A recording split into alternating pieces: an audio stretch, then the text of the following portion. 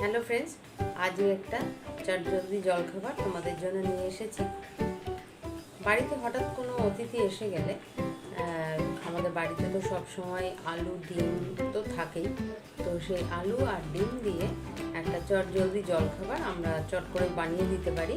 তো সেই রকম একটা জলখাবার নিয়ে আমি তোমাদের সামনে এই ভিডিওতে উপস্থিত। তাহলে চলো ভিডিওটা শুরু করি। প্রথমে একটা আলুকে ভালো করে খোসা ছাড়িয়ে ধুয়ে নিয়েছি। এবার একটা গ্রেটারের সাহায্যে আমি এটাকে গ্রেট করে নিচ্ছি। পুরোটাই গ্রেট করে নিলাম। এইবার এই যে লাল লাল হয়ে গেছে, এই জন্য আলুটাকে ভালো করে বারে বারে জল দিয়ে ভালো করে স্টার্চটা আমি ধুয়ে বের করে নেব। 2-3 বার জল পাল্টে এইভাবে পরিষ্কার করে ধুয়ে নিয়েছি। এর মধ্যে একটা ডিম দিয়ে দিলাম, অল্প নুন পরিমাণ মতো, 2 চামচ কর্নফ্লাওয়ার বা কর্নস্টার্চ। এবার ভালো করে সব একসাথে মিশিয়ে নিচ্ছি।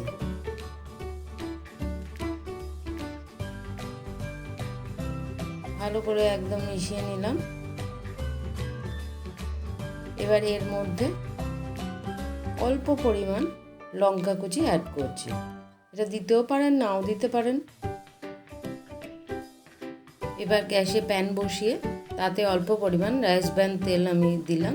এবার তেলটা ব্রাশ করে গোটা প্যানেতে আমি লাগিয়ে নিচ্ছি। এরপরে ওই পুরো মিশ্রণটা আমি প্যানের মধ্যে দিয়ে দিচ্ছি। পরিষ্কারভাবে পুরোটা দিয়ে দিলাম।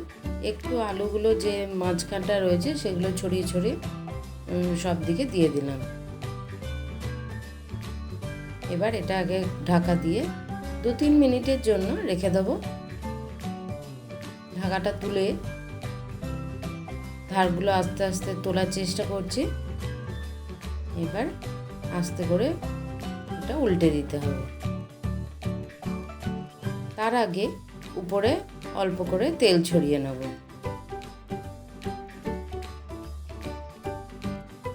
এবার পুরোটা উল্টে দিলাম। এটা 2-3 মিনিটের জন্য হতে দেব। অল্প একটু ব্রাউন হলে আমার এই জলখাবার রেডি হয়ে গেল। এবার এটাকে টুকরো করেও আপনারা দিতে পারেন। টুকরো করে প্লেটে সাজিয়ে আর স্যালাড সসের সাহায্যে এটা খাওয়া যেতে পারে। তাহলে কত চটজলদি আর কম পরিশ্রমে এটা একটা সুন্দর জলখাবার। আর পরিবেশন করার আগে উপরে একটু গোলমরিচ গুঁড়ো ছড়িয়ে নিলাম। ভিডিওটা যদি ভালো লেগে থাকে তাহলে অবশ্যই আমার চ্যানেলটা সাবস্ক্রাইব করবে। আর এই ভিডিওটা কেমন লাগলো সেটা নিশ্চয়ই কমেন্ট করে আমাকে জানাবে।